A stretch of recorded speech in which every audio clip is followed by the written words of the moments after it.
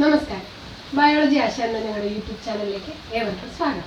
ഇന്ന് നമ്മളിവിടെ ഡിസ്കസ് ചെയ്യാൻ പോകുന്ന ടോപ്പിക് എന്ന് പറയുന്നത് ഇന്റർഫേസ് ന്യൂക്ലിയസ് ആണ്. അപ്പോൾ ഇതിനു മുമ്പുള്ള വീഡിയോയിൽ നമ്മൾ സെൽസിനെ പറ്റിയുള്ള സെൽസിൻ്റെ വേരിയസ് ഓർഗനൽസിനെ പറ്റിയുള്ള വീഡിയോസൊക്കെ ചെയ്തിരുന്നു. ഇവിടെ ഏറ്റവും ഇമ്പോർട്ടൻ്റ് ആയിട്ടുള്ള ഒരു സെല്ലിനെ സംബന്ധിച്ച് ഏറ്റവും ഇമ്പോർട്ടൻ്റ് ആയിട്ടുള്ള ഒരു സ്ട്രക്ചറിനെ പറ്റിയാണ് ഞാൻ നിങ്ങളുമായിട്ട് ഡിസ്കസ് ചെയ്യാൻ പോകുന്നത്. That is interface nucleus. ഒരു ന്യൂക്ലിയസ് എന്ന് പറയുമ്പോൾ തന്നെ നമുക്ക് എന്താണ് ഓർമ്മ വരുന്നത്? ഒരു സെല്ലിൻ്റെ ഏറ്റവും ഇമ്പോർട്ടൻ്റ് ആയിട്ടുള്ള പാർട്ട്, അതായത് ജനറ്റിക്കലി ആൻഡ് മെറ്റബോളിക്കലി ഒരു സെല്ലിൻ്റെ ഏറ്റവും അത്യാവശ്യമായിട്ടുള്ള ഒരു ഓർഗനൽ അല്ലെങ്കിൽ ഒരു പാർട്ടാണ് ന്യൂക്ലിയസ് എന്ന് പറയുന്നത്. അതെന്ന് പറയുന്നത് അതിൻ്റെ ഫങ്ഷൻസ് എന്ന് പറയുന്നത് എല്ലാ കാര്യങ്ങളും ഓർഗനൈസ് ചെയ്യുക, എല്ലാ കാര്യങ്ങളും അതിൻ്റെതായ രീതിക്ക് പക്ക ആയിട്ട് ചെയ്യുക, അതിൻ്റെ ജനറ്റിക്കൽ സ്ട്രക്ചർ ക്യാരി ചെയ്യുക, ഇതൊക്കെയാണ് ന്യൂക്ലിയസിൻ്റെ ഒരു ഫങ്ഷൻ. നമുക്ക് ബേസിക് ആയിട്ട് പറയുന്നത് ഇതൊക്കെയാണ്. പിന്നെ നമുക്ക് ന്യൂക്ലിയസിനെ പല ഇതായിട്ട് ഡിവൈഡ് ചെയ്യാം, പല തരത്തിൽ നമുക്ക് ഡിവൈഡ് ചെയ്യാം. അതിൻ്റെ ഷേപ്പ് അനുസരിച്ച്, അതിൻ്റെ എണ്ണം അനുസരിച്ച് ഒക്കെ നമുക്ക് ഡിവൈഡ് ചെയ്യാം. ഇതൊക്കെ ബേസിക് കാര്യങ്ങളാണ്. എന്നാലും ഞാൻ നിങ്ങളുമായിട്ട് ഡിസ്കസ് ചെയ്യാം. അതായത് ഇപ്പോൾ ഒരു ന്യൂക്ലിയസ്, ഒരു സെല്ലിൻ്റെ ഉള്ളിൽ ചിലപ്പോൾ ഒരു ന്യൂക്ലിയസ് ആയിരിക്കും കാണുന്നത്, അല്ലെങ്കിൽ ഒന്നിൽ കൂടുതൽ ന്യൂക്ലിയസ് നമുക്ക് കാണാൻ സാധിക്കും. അതിനാണ് നമ്മൾ uni nucleate, multi nucleate, bi nucleate എന്നൊക്കെ പറയുന്നത്. യൂണി ന്യൂക്ലിയേറ്റ് എന്ന് പറഞ്ഞാൽ നമുക്ക് പേരിൽ തന്നെ മനസ്സിലാക്കാൻ സാധിക്കും, ഒരു സെല്ലിൻ്റെ ഉള്ളിൽ ഒരു nucleus, that is uni nucleate എന്ന് പറയുന്നത്. പിന്നെ ബൈ ന്യൂക്ലിയേറ്റ് എന്ന് പറയുന്നത് ഒരു സെല്ലിൻ്റെ ഉള്ളിൽ രണ്ട് ന്യൂക്ലിയസ് ഉണ്ടാവും, ദാറ്റ് ഈസ് ബൈ ന്യൂക്ലിയേറ്റ്. പിന്നെ മൾട്ടി ന്യൂക്ലിയേറ്റ് എന്ന് പറഞ്ഞാൽ അതിൽ കൂടുതൽ, അതായത് രണ്ടിൽ കൂടുതൽ ന്യൂക്ലിയസുകൾ ചില സെൽസിൽ നമുക്ക് കാണാൻ സാധിക്കുന്നുണ്ട്. അതാണ് നമ്മൾ മൾട്ടി ന്യൂക്ലിയേറ്റ് എന്ന് പറയുന്നത്. ഇതാണ് ന്യൂക്ലിയസിന്റെ എണ്ണം വെച്ചിട്ട് നമ്മളൊന്ന് ഡിവൈഡ് ചെയ്യുന്നത്. ഇനി ന്യൂക്ലിയസ് പ്രസന്റ് ആണോ ആബ്സെന്റ് ആണോ എന്നുള്ള കാര്യം ആദ്യം നമ്മൾ ഒന്ന് അറിഞ്ഞിരിക്കുക. പ്രോകാരിയോട്സിലെ സെൽസിൽ നമുക്കറിയാം, അവരുടെ സെൽസിലെ ഓർഗനൽസ് ഒന്നും തന്നെ കാണുന്നില്ല. സോ ന്യൂക്ലിയസും അവരുടെ സെൽസിൽ നമുക്ക് കാണാൻ സാധിക്കുന്നില്ല. പിന്നെ യൂക്യാരിയോട്സിന്റെ കേസിലാണെങ്കിൽ ഓൾമോസ്റ്റ് എല്ലാ യൂക്യാരിയോട്സിനും ന്യൂക്ലിയസ് പ്രസന്റ് ആണ്. മമേലിയൻ എറിത്രോസൈറ്റ്സിൽ ന്യൂക്ലിയസ് നമുക്ക് കാണാൻ സാധിക്കുന്നില്ല. നമ്മൾ ചെറിയ ക്ലാസ് തൊട്ട് പഠിക്കുന്ന ഒരു കാര്യമായിരിക്കും, ഓർത്ത് വെക്കുക. സോ ന്യൂക്ലിയസിന്റെ പ്രസൻസ് ആൻഡ് ആബ്സെൻസ് വെച്ച് നോക്കുകയാണെങ്കിൽ ഈ ഒരു കാര്യം ഓർത്ത് വെക്കുക, പ്രോകാരിയോട്സ് ആൻഡ് യൂക്യാരിയോട്സ്, അത് ഓർത്ത് വെക്കുക. പിന്നെ ന്യൂക്ലിയസിന്റെ ഷേപ്പ്, ബേസിക് ആയിട്ട് ഒരു ന്യൂക്ലിയസിന്റെ സ്ട്രക്ചർ എന്ന് പറയുന്നത് സ്ഫെറിക്കൽ ആയിട്ടുള്ള ഒരു സ്ട്രക്ചർ ആയിട്ടാണ് നമ്മൾ ന്യൂക്ലിയസ് കാണാൻ സാധിക്കുന്നത്. പിന്നെ ഫ്യൂസിഫോം ആയിട്ടുള്ളതുണ്ട്, എലിപ്റ്റിക്കൽ ആയിട്ടുള്ളത്, അങ്ങനെ പല ഷേപ്പിലും നമുക്ക് ന്യൂക്ലിയസുകൾ കാണാൻ സാധിക്കുന്നുണ്ട്. ബേസിക് ആയിട്ട് ഒരു സ്ട്രക്ചർ എന്ന് പറയുന്നതാണ് സ്ഫെറിക്കൽ ന്യൂക്ലിയസ് എന്ന് പറയുന്നത്. ഇതാണ് ഒരു ന്യൂക്ലിയസിനെ പറ്റി പറയുമ്പോൾ അവരുടെ, അതായത് അതിൻ്റെ ഒരു ബേസിക് ആയിട്ടുള്ള കുറച്ച് പ്രത്യേകതകളാണ് ഇപ്പോൾ ഞാൻ നിങ്ങളായിട്ട് ഷെയർ ചെയ്യുന്നത്. ഇനി നമ്മൾ പറയാൻ പോകുന്നത് നമ്മുടെ ടോപ്പിക്കിലേക്ക് വരാണ്, ഇന്റർഫേസ് ന്യൂക്ലിയസ്. എന്താണ് ഇന്റർഫേസ് ന്യൂക്ലിയസ് എന്നുള്ളതിലേക്കാണ് ഇനി നമ്മൾ വരാൻ പോകുന്നത്. അപ്പോൾ നമ്മൾ ന്യൂക്ലിയസിന് അതിന്റെ ഫേസ് വെച്ചിട്ട് നമുക്ക് രണ്ടായിട്ട് ഡിവൈഡ് ചെയ്യാം. സോ എന്താണ് ഇന്റർഫേസ് ന്യൂക്ലിയസ് നമുക്ക് എക്സ്പ്ലെയിൻ ചെയ്യണമെങ്കിൽ ഈ രണ്ട് ഫേസിനെ പറ്റി നമ്മൾ അറിഞ്ഞിരിക്കുക. സോ ഫസ്റ്റ് ഫേസ് ആണ് നോൺ ഡിവൈഡിങ് ഫേസ്, രണ്ടാമത്തെ phase dividing phase. Non dividing ഫേസിനെ നമ്മൾ വേറൊരു പേര് കൂടി പറയും, that is metabolic phase. Dividing ഫേസിന് നമ്മൾ ഓൾവേസ് ഡിവൈഡിങ് ഫേസ് എന്ന് തന്നെ പറയും. സോ പേരിൽ തന്നെ ഈ രണ്ട് ഫേസ് എന്താണെന്ന് നമുക്ക് മനസ്സിലാക്കാൻ സാധിക്കും. നോൺ ഡിവൈഡിങ് ഫേസ് എന്ന് പറയുമ്പോൾ അതിന് പ്രത്യേകിച്ച് ഡിവിഷൻ ഒന്നും നടക്കുന്നില്ല, ഒരു സ്റ്റേബിൾ ആയിട്ടുള്ള ഒരു അവസ്ഥയിൽ ഇരിക്കുന്ന ആ ഒരു ഫേസിനാണ് നമ്മൾ നോൺ ഡിവൈഡിങ് ഫേസ് അല്ലെങ്കിൽ മെറ്റബോളിക് ഫേസ് എന്ന് പറയുന്നത്. ഡിവൈഡിങ് ഫേസ് എന്ന് പറയുമ്പോൾ അതിൽ നിന്ന് തന്നെ നമുക്ക് മനസ്സിലാക്കാൻ സാധിക്കും, ഡിവൈഡ് ചെയ്യുന്ന ഒരവസ്ഥ, അതായത് മൈറ്റോട്ടിക് ഡിവിഷൻ, മിയോട്ടിക് ഡിവിഷൻ, ഇതിനൊക്കെ അണ്ടർഗോ ചെയ്യുന്ന ആ ഒരു ഡിവിഷൻ നടക്കുന്ന ഒരവസ്ഥേനെയാണ് നമ്മൾ ഡിവൈഡിങ് ഫേസ് എന്ന് പറയുന്നത്. സോ ഈ രണ്ട് ഫേസിലും രണ്ട് തരത്തിലാണ് ന്യൂക്ലിയസ് എക്സിസ്റ്റ് ചെയ്യുന്നത്. സോ നമുക്കിവിടെ എക്സ്പ്ലെയിൻ ചെയ്യാൻ, അല്ലെങ്കിൽ നമ്മളിവിടെ പ്രാധാന്യം കൊടുക്കുന്ന ഒരു ഫേസ് എന്ന് പറയുന്നത് നോൺ ഡിവൈഡിങ് ഫേസ് ആണ്. ബിക്കോസ് ഇന്റർഫേസ് ന്യൂക്ലിയസ് എന്ന് പറഞ്ഞാൽ നോൺ ഡിവൈഡിങ് ഫേസ് അല്ലെങ്കിൽ മെറ്റബോളിക് ഫേസിൽ ഇരിക്കുന്ന ഒരു ന്യൂക്ലിയസിനെയാണ് നമ്മൾ ഇന്റർഫേസ് ന്യൂക്ലിയസ് എന്ന് പറയുന്നത്. സോ നമുക്കിവിടെ ഏറ്റവും ഇമ്പോർട്ടൻ്റ് ആയിട്ട് കാണേണ്ട ആ ഒരു ഫേസ് എന്ന് പറയുന്നത് is non dividing phase. So അങ്ങനെയാണ് നമുക്ക് ഇന്റർഫേസ് ന്യൂക്ലിയസിലേക്ക് എത്താൻ സാധിക്കുന്നത്. ഇനി നമ്മൾ പറയാൻ പോകുന്നത് ഒരു ബേസിക് ന്യൂക്ലിയസിന്റെ ഒരു സ്ട്രക്ചറാണ്. അതിനു മുമ്പ് ഈ എന്താണ് വ്യത്യാസം എന്ന് ജസ്റ്റ് ഒന്ന് മെൻഷൻ ചെയ്യാം. നോൺ ഡിവൈഡിങ് ഫേസിലിരിക്കുന്ന ന്യൂക്ലിയസ് എന്ന് പറയുന്നത് ആ സെല്ലിന് വേണ്ടി എല്ലാ കാര്യങ്ങളും ചെയ്യുന്ന സ്ട്രക്ചറലി ആൻഡ് ഫങ്ഷണലി ആക്റ്റീവ് ആയിട്ടുള്ള ഒരു ന്യൂക്ലിയസ് ആയിരിക്കും. ബിക്കോസ് അത് വേറെ ഡിവിഷൻ ഒന്നും അണ്ടർഗോ ചെയ്യുന്നില്ല, സെല്ലിന് വേണ്ട കാര്യങ്ങളൊക്കെ അത്യാവശ്യം നല്ല രീതിയിൽ കൊടുത്ത് നിൽക്കുന്ന ഒരു ന്യൂക്ലിയസിനാണ് നമുക്ക് നോൺ ഡിവൈഡിങ് ഫേസ് അല്ലെങ്കിൽ ഇന്റർഫേസ് ന്യൂക്ലിയസ് എന്ന് പറയുന്നത്. അത് നേരെ മറിച്ച് ഡിവൈഡിങ് ഫേസിലിരിക്കുന്ന ന്യൂക്ലിയസ് ആണ് it undergoes division. So structurally and functionally സാധാ ഇരിക്കുന്ന ഒരു ന്യൂക്ലിയസിനിൽ എന്തുകൊണ്ട് വ്യത്യാസങ്ങൾ ഉണ്ടാവും ഡിവൈഡിങ് ഫേസിലിരിക്കുന്ന ന്യൂക്ലിയസ്. സോ ഇതാണ് ബേസിക് ആയിട്ടുള്ള ഇവർ തമ്മിലുള്ള ഡിഫറൻസ്. അപ്പോൾ നമ്മൾ ഇനി പറയാൻ പോകുന്ന എല്ലാ കാര്യങ്ങളും ഇന്റർഫേസ് ന്യൂക്ലിയസിനെ പറ്റിയാണ്. അതായത് നോൺ ഡിവൈഡിങ് ഫേസിലിരിക്കുന്ന ഒരു ന്യൂക്ലിയസിനെ പറ്റിയാണ് നമ്മൾ എക്സ്പ്ലെയിൻ ചെയ്യാൻ പോകുന്നത്. സോ നമുക്ക് സ്ട്രക്ചർ മനസ്സിലാക്കാം. ഇവിടെ ഞാൻ ജസ്റ്റ് ഒരു ഇന്റർഫേസ് ന്യൂക്ലിയസിന്റെ ഒരു സ്ട്രക്ചർ ഓഫ് ന്യൂക്ലിയസ് എഴുതിയിട്ടുണ്ട്. ദിസ് ഇന്റർഫേസ് ന്യൂക്ലിയസിന്റെ ഒരു സ്ട്രക്ചറാണ് നിങ്ങൾക്ക് ഇവിടെ കാണാൻ സാധിക്കുന്നത്. മെയിൻ ആയിട്ട് 4 സ്ട്രക്ചറാണ് ഇന്റർഫേസ് ന്യൂക്ലിയസ്, അല്ലെങ്കിൽ ഒരു ന്യൂക്ലിയസിൽ നമുക്ക് മെയിൻ ആയിട്ട് എടുത്തു പറയേണ്ട ഒരു സ്ട്രക്ചർ എന്ന് പറയുന്നത് 4 കാര്യങ്ങളാണ്. ഒന്ന് ന്യൂക്ലിയർ എൻവലപ്പ്, അതായത് പുറമേ ഉള്ള ഒരു ഭാഗം, ദാറ്റ് ഈസ് ന്യൂക്ലിയർ എൻവലപ്പ്. രണ്ടാമത്തേന്ന് പറയുന്നത് ന്യൂക്ലിയോപ്ലാസം, ഇതാണ് ഇതിന്റെ ഉള്ളിലുള്ള പോർഷനാണ് നമ്മൾ ന്യൂക്ലിയോപ്ലാസം എന്ന് പറയുന്നത്. മൂന്നാമത്തെ ഏരിയ അല്ലെങ്കിൽ മൂന്നാമത്തെ ഒരു സ്ട്രക്ചർ എന്ന് പറയുന്നത് ക്രോമാറ്റിൻ റെക്ടിക്കുലം ആണ്. ദാറ്റ് ഈസ് ക്രോമാറ്റിൻ ത്രെഡ്സ് ഇരിക്കുന്ന ആ ഒരു സ്പേസിനെയാണ് നമ്മൾ ക്രോമാറ്റിൻ റെക്ടിക്കുലം എന്ന് പറയുന്നത്. നാലാമത്തേത് ന്യൂക്ലിയോലസ് ആണ്. That is A condensed structure inside the nucleus, അതിനാണ് നമ്മൾ ന്യൂക്ലിയോലസ് എന്ന് പറയുന്നത്. സോ ഈ 4 കാര്യങ്ങൾ ഏതൊക്കെയാണ്? That is nuclear envelope, nucleoplasm, chromatin reticulum, and also the nucleolus. These are the 4 important structures in a interphase nucleus or a nucleus. So ഇത് വെച്ചിട്ടാണ് നമ്മൾ എക്സ്പ്ലെയിൻ ചെയ്യാൻ പോകുന്നത്. ഇനി നമ്മൾ പറയാൻ പോകുന്ന എല്ലാ കാര്യങ്ങളും സ്ട്രക്ചർ ബേസ്ഡ് ആണ്. സ്ട്രക്ചറലി അവരുടെ പ്രത്യേകത എന്താണ്, എന്താണ് അവരുടെ ഫങ്ഷൻ, ഇതെല്ലാമാണ് നമ്മൾ എക്സ്പ്ലെയിൻ ചെയ്യാൻ പോകുന്നത്. സോ ഇനി നമ്മൾ ഡിസ്കസ് ചെയ്യാൻ പോകുന്നതെന്ന് പറയുന്നത് ന്യൂക്ലിയസിന്റെ സ്ട്രക്ചറിനെ പറ്റിയാണ്. അപ്പോൾ ഞാൻ നേരത്തെ ന്യൂക്ലിയസിന്റെ സ്ട്രക്ചർ എന്ന് പറയുമ്പോൾ എന്തൊക്കെയാണ് 4 മെയിൻ സ്ട്രക്ചേഴ്സ് ഞാൻ നേരത്തെ എക്സ്പ്ലെയിൻ ചെയ്തിരുന്നു. ഇനി നമുക്കത് ഓരോന്ന് എന്താണ്, അതിന്റെ ഫംഗ്ഷൻ എന്താണ്, അതിന്റെ ഇൻഡിവിജ്വൽ ഫംഗ്ഷൻസ് എന്താണ്, എങ്ങനെയാണ് അത് ടോട്ടലി ഒരുമിച്ച് വന്ന് ഒരു ന്യൂക്ലിയസിന്റെ എൻറ്റയർ ഫംഗ്ഷൻ നടക്കുന്നത്, അതിനെപ്പറ്റി നമുക്ക് ഡിസ്കസ് ചെയ്യാം. സോ ഈ പിക്ചറിൽ നമുക്ക് നോക്കുകയാണെങ്കിൽ this is structure of interface nucleus. So first ഞാൻ പറഞ്ഞ ഒരു സ്ട്രക്ചർ എന്താണെന്ന് വെച്ചാൽ it is nuclear envelope. So nuclear envelope എന്ന് പറഞ്ഞാൽ ഈ പുറമേ കാണുന്ന ഈ പോർഷൻ ആണ് നമ്മൾ ന്യൂക്ലിയർ എൻവലപ്പ് എന്ന് പറയുന്നത്. It is also known as karyotheca. അതിന് വേറൊരു പേര് കൂടിയിട്ട് കാരിയോതീക്ക. ന്യൂക്ലിയർ എൻവലപ്പ് എന്ന് പറയുമ്പോൾ മെയിനായിട്ട് 2 മെംബ്രെയിൻ ആണ് ഉള്ളത്. നമ്മൾ നേരത്തെ പഠിച്ചിട്ടുള്ള കാര്യം തന്നെയാണ്. It is outer nuclear membrane and inner nuclear membrane. അങ്ങനെ 2 മെംബ്രെയിൻ ചേരുന്നതാണ് ന്യൂക്ലിയർ എൻവലപ്പ് എന്ന് പറയുന്നത്. ഇതിന്റെ ഇടയിലായിട്ട് പെരി ന്യൂക്ലിയർ സ്പേസും ഉണ്ട്. നമുക്കിവിടെ കാണാൻ സാധിക്കും ഈ 2 ഔട്ടർ ന്യൂക്ലിയർ മെംബ്രെയിന്റെ ഇന്നർ ന്യൂക്ലിയർ മെംബ്രെയിന്റെ ഇടയിലായിട്ട് പെരി ന്യൂക്ലിയർ സ്പേസ് നമുക്ക് കാണാൻ സാധിക്കുന്നുണ്ട്. സോ ഇതിന്റെ പ്രത്യേകത എന്താണെന്ന് വെച്ചാൽ ഡ്യൂറിങ് മൈറ്റോട്ടിക് ഡിവിഷൻ നടക്കുമ്പോൾ പ്രോഫേസിൽ ഈ ന്യൂക്ലിയർ എൻവലപ്പ് ഡിസപ്പിയർ ചെയ്യും. പിന്നെ ടീലോഫേസിന്റെ സ്റ്റേജിൽ എത്തുമ്പോഴാണ് ഇത് പിന്നെ റീഅപ്പിയർ ചെയ്യുന്നത്. സോ അതൊന്ന് ഓർത്ത് വയ്ക്കുക മൈറ്റോട്ടിക് ഡിവിഷന്റെ സമയത്ത് എന്താണ് സംഭവിക്കുന്നതെന്ന്. പിന്നെ എന്താണ് ന്യൂക്ലിയർ എൻവലപ്പിന്റെ ഒരു ഫംഗ്ഷൻ എന്ന് പറയുന്നത് നമുക്കറിയാം. ഇത് സൈറ്റോപ്ലാസവും ഈ ന്യൂക്ലിയസുമായിട്ടുള്ള എക്സ്ചേഞ്ച്, സൊല്യൂട്ട്സിന്റെ എല്ലാത്തിന്റെ എക്സ്ചേഞ്ചിന് വേണ്ടിയിട്ട് ഹെൽപ്പ് ചെയ്യുന്നതാണ് ന്യൂക്ലിയർ എൻവലപ്പിന്റെ മെയിൻ ഫംഗ്ഷൻ എന്ന് പറയുന്നത്. സോ ഇനി ഈ ന്യൂക്ലിയർ എൻവലപ്പിൽ നമുക്ക് മെയിനായിട്ട് എന്താണ് ന്യൂക്ലിയർ എൻവലപ്പിലുള്ള മെയിനായിട്ടുള്ള 2 സ്ട്രക്ചേഴ്സ് നോക്കാം. അപ്പോൾ നമ്മൾ ഈ ന്യൂക്ലിയർ എൻവലപ്പിൽ അതിനെപ്പറ്റി എക്സ്പ്ലെയിൻ ചെയ്യുമ്പോൾ മെയിനായിട്ട് 2 സ്ട്രക്ചേഴ്സിനെ പറ്റി ഇമ്പോർട്ടൻ്റ് ആയിട്ട് പറയേണ്ടതായിട്ടുണ്ട്.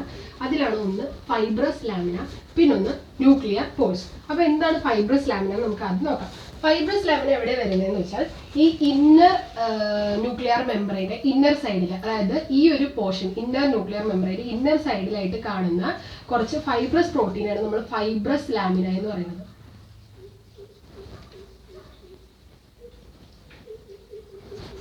ഈ ഒരു ഏരിയയാണ് നമ്മൾ ഫൈബ്രസ് ലാമിന എന്ന് പറയുന്നത്. അത് ഇന്നർ ന്യൂക്ലിയർ മെംബ്രെയിൻ്റെ ഇന്നർ സ്പേസിലായിട്ട് കാണുന്നതാണ്. കുറച്ച് ഫൈബ്രസ് പ്രോട്ടീൻ അവിടെ പ്രസന്റ് ആണ്. അതിനാണ് നമ്മൾ ഫൈബ്രസ് ലാമിന എന്ന് പറയുന്നത്. എന്താണ് അതിന്റെ ഒരു ഇമ്പോർട്ടൻസ് എന്ന് വെച്ചാൽ it gives A mechanical support. അതൊരു മെക്കാനിക്കൽ സപ്പോർട്ട് നൽകുന്നുണ്ട്. പിന്നെ അത് മെയിൻ ആയിട്ട് കാണുന്നത് ഇൻവെർട്ടിബ്രേറ്റ്സിലാണ് കൂടുതലായിട്ട് കാണുന്നത്. വെർട്ടിബ്രേറ്റ്സിനെയും അതൊരു പ്രത്യേകതയാണ് ഫൈബ്രസ് ലാമിനയുടെ. പിന്നെ നമ്മൾ അടുത്തത് ഡിസ്കസ് ചെയ്യേണ്ടത് ന്യൂക്ലിയർ എൻവലപ്പിന്റെ തന്നെ റിലേറ്റഡ് ആയിട്ടുള്ള സ്ട്രക്ചറാണ് നമ്മളിപ്പോൾ ഡിസ്കസ് ചെയ്യുന്നത്. ഒന്ന് ഫൈബ്രസ് ലാമിന, രണ്ടാമത്തേതാണ് ന്യൂക്ലിയർ പോർ. ന്യൂക്ലിയർ പോർ എന്ന് പറയുമ്പോൾ തന്നെ നമുക്ക് ഇവിടെ കാണാൻ സാധിക്കും സ്ട്രക്ചറിൽ. ന്യൂക്ലിയർ പോർ എന്ന് പറയുന്നത് ഇവിടെയുള്ള ഗ്യാപ്പ്, ഈ ഒരു പോറസ് ആയിട്ടുള്ള, അതായത് ന്യൂക്ലിയർ എൻവലപ്പ് എന്ന് പറയുന്നത് എപ്പോഴും പോറസ് ആയിട്ടുള്ള ഒരു സ്ട്രക്ചർ ആയിരിക്കും. അതെന്തിനാണെന്ന് വെച്ചാൽ for the transport of macromolecules between nucleus and the cytoplasm or the other cell. ഇതിനാണ് നമ്മൾ ന്യൂക്ലിയർ പോറിന്റെ ഏറ്റവും ഇമ്പോർട്ടൻസ് അല്ലെങ്കിൽ സിഗ്നിഫിക്കൻസ് എന്ന് പറയുന്നത് അതിലാണ്.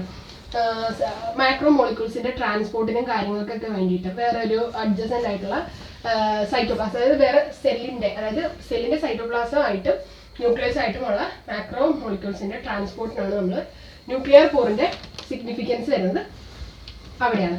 സോ ന്യൂക്ലിയർ എൻവലപ്പിനെ പറ്റി ഡിസ്കസ് ചെയ്യുമ്പോൾ ഇത്രയും കാര്യങ്ങളാണ് മെയിനായിട്ട് പറയാനുള്ളത്. ഇതെല്ലാം ഓർത്ത് വെക്കുക. അപ്പം പിന്നെ ന്യൂക്ലിയർ എൻവലപ്പിന്റെ ഫങ്ഷൻസ് പറയുകയാണെങ്കിൽ നമ്മൾ നേരത്തെ പറഞ്ഞ പോലെ ട്രാൻസ്പോർട്ട്, അതായത് മാക്രോ മോളിക്യൂൾസിന്റെ സൊല്യൂട്ട്സിന്റെ ഒക്കെ ട്രാൻസ്പോർട്ടിന് വേണ്ടിയിട്ട് സെല്ലിന്റെ സൈറ്റോപ്ലാസവും ന്യൂക്ലിയസുമായിട്ടുള്ള ട്രാൻസ്പോർട്ടിന് വേണ്ടിയിട്ട് ഹെൽപ്പ് ചെയ്യുന്നു. പിന്നെ എൻഡോപ്ലാസ്മിക് റെറ്റിക്കുലത്തിന്റെ പ്രൊഡക്ഷന് വേണ്ടിയിട്ട് ഹെൽപ്പ് ചെയ്യുന്നു.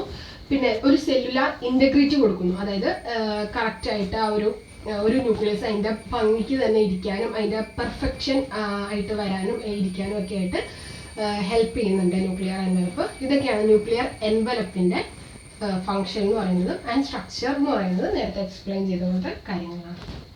അപ്പോൾ നമ്മൾ ഫസ്റ്റ് സ്ട്രക്ചർ ആയിട്ടുള്ള ന്യൂക്ലിയർ എൻവലപ്പിനെ പറ്റി ഡിസ്കസ് ചെയ്തു. ഇനി നമ്മുടെ രണ്ടാമത്തെ സ്ട്രക്ചർ എന്ന് പറയുന്നത് നേരത്തെ പറഞ്ഞത് ന്യൂക്ലിയർ പ്ലാസമാണ്. സോ ന്യൂക്ലിയർ എൻവലപ്പിൽ ഇതിൻ്റെ ഉള്ളിൽ കാണുന്ന ഈ ഏരിയനാണ്, അതായത് ഇത് മൊത്തം ഈ ഒരു ആ ഏരിയനാണ് നമ്മൾ ന്യൂക്ലിയർ പ്ലാസം എന്ന് പറയുന്നത്. ഓൾസോ നോൺ ആസ് കാരിയോപ്ലാസം, അതിന് വേറൊരു പേരാണ് കാരിയോപ്ലാസം എന്ന് പറയുന്നത്. പിന്നെ ഈ ന്യൂക്ലിയർ പ്ലാസത്തിന്റെ പ്രത്യേകത എന്താണെന്ന് വെച്ചാൽ മെയിനായിട്ട് 2 ടൈപ്പ് പ്രോട്ടീൻസ് ആയിരിക്കും ന്യൂക്ലിയർ പ്ലാസത്തിൽ നമുക്ക് കാണാൻ സാധിക്കുന്നത്. ആ 2 ടൈപ്പ് പ്രോട്ടീൻസ് ആണ്, ഒന്ന് ബേസിക് പ്രോട്ടീൻസും രണ്ടാമത്തത് അസിഡിക് പ്രോട്ടീൻസും. സോ ബേസിക് പ്രോട്ടീൻസിൽ കോമൺ ആയിട്ട് കാണുന്ന രണ്ടാണ് ന്യൂക്ലിയോ പ്രോട്ടാമിൻസും ന്യൂക്ലിയോ ഹിസ്റ്റോൺസും. അസിഡിക് പ്രോട്ടീൻസിൽ മെയിനായിട്ട് സെർവ്സ് ആസ് എൻസൈം. അസിഡിക് പ്രോട്ടീൻസിന്റെ ഒരു പ്രത്യേകത എന്താണെന്ന് വെച്ചാൽ അവർ എൻസൈംസ് ആയിട്ട് ആക്ട് ചെയ്യുന്നു, സെർവ് ചെയ്യുന്നു എന്നുള്ളതാണ്. സോ ഈ 2 കാര്യങ്ങൾ ഓർത്തിരിക്കുക. പ്രോട്ടീൻസിന്റെ ഒരു വലിയൊരു എന്താ പറയുക ശേഖരം ഈ ന്യൂക്ലിയോ പ്ലാസത്തിലുണ്ട്, നമുക്ക് കാണാൻ സാധിക്കും. അത് 2 ടൈപ്പായിട്ട് നമുക്ക് കാണാൻ സാധിക്കുന്നതാണ് ഇവിടെ ഞാൻ എക്സ്പ്ലെയിൻ ചെയ്തത്. ന്യൂക്ലിയോ പ്രോട്ടാമിൻസ്, ന്യൂക്ലിയോ ഹിസ്റ്റോൺസും. അസിഡിക് പ്രോട്ടീൻസ് മെയിനായിട്ട് എൻസൈംസ് ആയിട്ട് ആക്ട് ചെയ്യുന്നു എന്നുള്ള കാര്യം ഓർത്ത് വയ്ക്കുക. സോ ഇത്രയാണ് ന്യൂക്ലിയോ പ്ലാസത്തെ പറ്റി നമുക്ക് പറയാനുള്ളത്. പിന്നെ ഇതിന്റെ ഒരു ഫംഗ്ഷൻ എന്താണെന്ന് വെച്ചാൽ ട്രാൻസ്ക്രിപ്ഷൻ നടക്കാനും DNA-യുടെ സിന്തസിസിനും ട്രാൻസ്ക്രിപ്ഷൻ നടക്കാനൊക്കെ ഹെൽപ്പ് ചെയ്യുന്നുണ്ട്. പിന്നെ RNA പ്രൊഡ്യൂസ് ചെയ്യാൻ, RNA-യുടെ പ്രൊഡക്ഷനും പിന്നെ RNA സൈറ്റോപ്ലാസത്തിലേക്ക് എത്തിക്കാൻ വേണ്ടിയിട്ട് അത് ട്രാൻസ്പോർട്ട് ചെയ്യാനും ഒക്കെ ഉള്ള കാര്യങ്ങൾക്ക് ഹെൽപ്പ് ചെയ്യുന്നത് ന്യൂക്ലിയോ പ്ലാസമാണ്. സോ അത് ഓർത്ത് വയ്ക്കുക. അപ്പം രണ്ടാമത്തെ സ്ട്രക്ചർ ന്യൂക്ലിയോ പ്ലാസത്തെ പറ്റി ഇത്രയാണ് പറയുന്നത്. ഇനി ഒരു ഇന്റർഫേസ് ന്യൂക്ലിയസിന്റെ മൂന്നാമത്തെ സ്ട്രക്ചറിനെ പറ്റിയാണ് നമ്മൾ പറയുന്നത്. That is chromatin reticulum. അപ്പോൾ ക്രോമാറ്റിൻ റെക്ടിക്കുലം എന്ന് പറയുന്നത് ഈ കാണുന്ന ത്രെഡ് ലൈക്ക് ആയിട്ടുള്ള ഒരു ഉള്ളിൽ കൂടെ കാണുന്ന ത്രെഡ് ലൈക്ക് ആയിട്ടുള്ള സ്ട്രക്ചേഴ്സിനാണ് നമ്മൾ ക്രോമാറ്റിക് റെക്ടിക്കുലം എന്ന് പറയുന്നത്. അതായത് ഒരു ഇന്റർഫേസ് ന്യൂക്ലിയസിൽ ക്രോമാറ്റിൻ റെക്ടിക്കുലം, അതായത് ക്രോമാറ്റിൻസ് കാണുന്നത് അതായത് തിൻ ഫിലമെന്റ്സ് ആയിട്ടായിരിക്കും കാണുന്നത്. അവർ വളരെയധികം കോയിൽഡ് ആയിട്ട്, അതായത് ഇങ്ങനെ വളരെ ചുറ്റിപ്പിണഞ്ഞ് എക്സ്റ്റെൻഡഡ് ആയിട്ട് കോയിൽഡ് ആയിട്ട് അങ്ങനത്തെ ഒരു രീതിയിൽ കാണുന്ന ഒരു അവസ്ഥയാണ് ഇന്റർഫേസ് ന്യൂക്ലിയസിലെ ക്രോമാറ്റിൻസ് എന്ന് പറയുന്നത്. മെയിനായിട്ട് ക്രോമാറ്റിൻ റെക്ടിക്കുലത്തിൽ 2 ടൈപ്സ് ക്രോമാറ്റിൻ നമുക്ക് കാണാൻ സാധിക്കും. ഒന്ന് കണ്ടൻസ്ഡ് ആയിട്ടുള്ള അവസ്ഥയിലും പിന്നെ ഒന്ന് എക്സ്റ്റെൻഡഡ് ആയിട്ടുള്ള അവസ്ഥയിലും. സോ അപ്പോൾ ആദ്യം ഞാൻ പറഞ്ഞ എക്സ്റ്റെൻഡഡ് ആയിട്ടുള്ള ഒരു അവസ്ഥയെ പറ്റിയാണ് ഞാൻ പറഞ്ഞത്. പക്ഷേ നമുക്ക് റെയറായിട്ട് കണ്ടൻസ്ഡ് ആയിട്ടുള്ള അവസ്ഥയിലും നമുക്ക് ക്രോമാറ്റിൻ ത്രെഡ്സ് ഒരു ഇന്റർഫേസ് ന്യൂക്ലിയസിൽ നമുക്ക് കാണാൻ സാധിക്കുന്നുണ്ട്. കണ്ടൻസ്ഡ് ആയിട്ടുള്ള ക്രോമാറ്റിൻസിനെ നമ്മൾ ഹെറ്ററോപിക്നോട്ടിക് എന്ന് പറയും. ഹെറ്ററോപിക്നോട്ടിക് അഥവാ ഹെറ്ററോക്രോമാറ്റിക്. ഇതാണ് കണ്ടൻസ്ഡ് ആയിട്ടുള്ള ക്രോമാറ്റിക് ഫൈബേഴ്സിന് നമ്മൾ ഇന്റർഫേസ് ന്യൂക്ലിയസിൽ പറയുന്നത്. എക്സ്റ്റെൻഡഡ് ആയിട്ടുള്ള ക്രോമാറ്റിൻ ഫൈബേഴ്സിനെ നമ്മൾ നോൺ ഹെറ്ററോപിക്നോട്ടിക് എന്ന് പറയും, അഥവാ യു ക്രോമാറ്റിൻ എന്ന് പറയും. യു ക്രോമാറ്റിൻ ഇത് ഓർത്ത് വയ്ക്കുക. പിന്നെ ഇതിന്റെ പ്രത്യേകത എന്താണെന്ന് വെച്ചാൽ ഹെറ്ററോക്രോമാറ്റിൻ എന്ന് പറയുന്നത് metabolically or genetically it is inert ആയിരിക്കും, അതായത് ആക്റ്റീവ് അല്ലാത്ത ഒരവസ്ഥ. ഇറ്റ് ഈസ് ഇനേർട്ട്, ഒരു ഇനേർട്ട് അവസ്ഥയിലായിരിക്കും ഹെറ്ററോക്രോമാറ്റിൻ എന്ന് പറയുന്നത്. എന്നാൽ യു ക്രോമാറ്റിൻ ആക്റ്റീവ് ആയിട്ടുള്ള ക്രോമാറ്റിൻസ് ആണ്. ദിസ് ആക്റ്റീവ്, അത് ഓർത്ത് വയ്ക്കുക. സോ 2 ടൈപ്പ് ഉണ്ട്, കണ്ടൻസ്ഡ് ആൻഡ് എക്സ്റ്റെൻഡഡ്. കണ്ടൻസ്ഡ് എപ്പോഴും ഹെറ്ററോക്രോമാറ്റിൻ ആയിരിക്കും ആൻഡ് ഇറ്റ് ഈസ് ഇനേർട്ട് ആയ ഒരു അവസ്ഥയിലായിരിക്കും. എക്സ്റ്റെൻഡഡ് ക്രോമാറ്റിൻ എന്ന് പറയുന്നത് euchromatin, it is active. So ഈ ക്രോമാറ്റിൻസ് ഫോം ചെയ്തിരിക്കുന്നത് formed of deoxyribonucleoprotein. ഇത് വെച്ചിട്ടാണ് ക്രോമാറ്റിൻസ് ഫോം ചെയ്തിരിക്കുന്നത്. സോ ഇത്രയും കാര്യങ്ങൾ ഓർക്കുക. സോ അപ്പോൾ നമുക്ക് ക്രോമാറ്റിൻ റെക്ടിക്കുലത്തിന്റെ സ്ട്രക്ചറിനെ പറ്റി മനസ്സിലാക്കാം. ഇനി നമ്മളിവിടെ ഈ ന്യൂക്ലിയസിന്റെ ഏറ്റവും ലാസ്റ്റത്തെ സ്ട്രക്ചറിനെ പറ്റിയാണ് ഡിസ്കസ് ചെയ്യാൻ പോകുന്നത്. That is nucleolus. അപ്പോൾ ന്യൂക്ലിയോളസിന്റെ സ്ട്രക്ചർ നമുക്കൊരു അൾട്രാ സ്ട്രക്ചർ ഓഫ് ന്യൂക്ലിയസ് ആണ് ഇവിടെ കാണിച്ചിരിക്കുന്നത്. ഈ സ്ട്രക്ചർ എന്ന് പറയുന്നത് നമുക്ക് ഈ സ്ട്രക്ചർ വെച്ചിട്ട് തന്നെ ന്യൂക്ലിയോളസ് എന്താണെന്ന് മനസ്സിലാക്കാം. മെയിനായിട്ട് 4 സ്ട്രക്ചറാണ് ന്യൂക്ലിയോളസിന്റെ സ്ട്രക്ചറാണ് ഇപ്പോൾ പറയുന്നത് കേട്ടോ. ന്യൂക്ലിയോളസിൽ 4 പാർട്ട് എന്ന് പറയുന്നത് വളരെ ഇമ്പോർട്ടൻ്റ് ആയിട്ടുള്ള പാർട്ടാണ്. That is nucleolar matrix. Matrix എന്ന് പറയുമ്പോൾ ഈ കാണുന്ന ഉള്ളിലത്തെ പോർഷനാണ് നമ്മൾ ന്യൂക്ലിയോളർ മാട്രിക്സ് എന്ന് പറയുന്നത്. ഇവിടെ നമുക്ക് എന്താ കാണാൻ സാധിക്കുന്നത് വെച്ചാൽ high abundance of RNA and also proteins.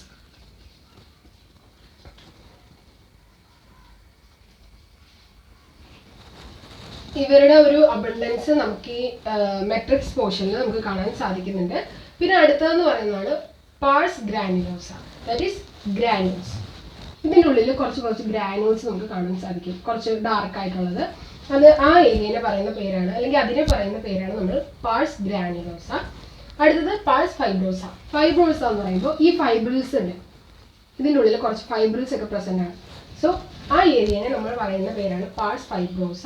And last pars chromosoma. That is chromatin fibers നമുക്ക് ഇവിടെ കാണാൻ സാധിക്കുന്നുണ്ട്. That is perinuclear chromatin. ഈ ഏരിയനെ, ഈ കാണുന്ന ആ ഒരു പോർഷനാണ് നമ്മൾ പാഴ്സ് ക്രോമസോമ എന്ന് പറയുന്നത്. ഇതാണ് ഒരു ന്യൂക്ലിയോളസിന്റെ അൾട്രാ സ്ട്രക്ചർ എന്ന് പറയുന്നത്. ന്യൂക്ലിയസിനുള്ളിൽ ഡെൻസ് ആയിട്ടായിരിക്കും, നമുക്ക് കുറച്ച് ഡെൻസ് ആയിട്ടുള്ള പോർഷൻ ആയിട്ടായിരിക്കും നമുക്ക് ന്യൂക്ലിയോളസ് കാണാൻ സാധിക്കുന്നത്. ഇതിന്റെ മെയിൻ ആയിട്ടുള്ള ഫംഗ്ഷൻ എന്താണെന്ന് പറഞ്ഞാൽ RNA, അതായത് റൈബോസോമൽ സബ് യൂണിറ്റ്സ് ഒക്കെ പ്രിപ്പയർ ചെയ്യുക, അതിന് വേണ്ടിയിട്ടുള്ള കാര്യങ്ങൾ, RNAയുടെ പ്രൊഡക്ഷൻ, പ്രോട്ടീൻ കറക്റ്റായിട്ട് ആ റൈബോസോമൽ സബ് യൂണിറ്റ്സ് ഫോം ചെയ്യുന്നതിനുള്ള കാര്യങ്ങൾ, അതെല്ലാം കൃത്യമായിട്ട് ചെയ്യുന്നത് ന്യൂക്ലിയോളസിന്റെ ഫംഗ്ഷനാണ്. സോ വളരെ ഇമ്പോർട്ടൻ്റ് ആയിട്ടുള്ള ഒരു സ്ട്രക്ചറാണ്. എല്ലാം ഇമ്പോർട്ടൻ്റ് ആണ്. ഇത് എന്ന് പറയുന്നത് നമ്മുടെ ജനറ്റിക് ഒരു ഫംഗ്ഷൻ ഏറ്റവും കൂടുതൽ ഇൻക്ലൂഡ് ആയിരിക്കുന്ന ഒരു ഏരിയ ആണ് ന്യൂക്ലിയോളസ് എന്ന് പറയുന്നത്. സോ ഇതാണ് ന്യൂക്ലിയസിന്റെ വേരിയസ് സ്ട്രക്ചർ എന്ന് പറയുന്നത്. ഇപ്പോൾ ന്യൂക്ലിയസിനെ പറ്റി ഒരു ജനറൽ ഐഡിയ, ജസ്റ്റ് ഒരു ബേസിക് ഐഡിയ ആണ് ഇപ്പോൾ ഞാനിവിടെ നിങ്ങളായിട്ട് ഷെയർ ചെയ്തത്. എല്ലാവർക്കും മനസ്സിലായെന്ന് വിചാരിക്കുന്നു. Thank you.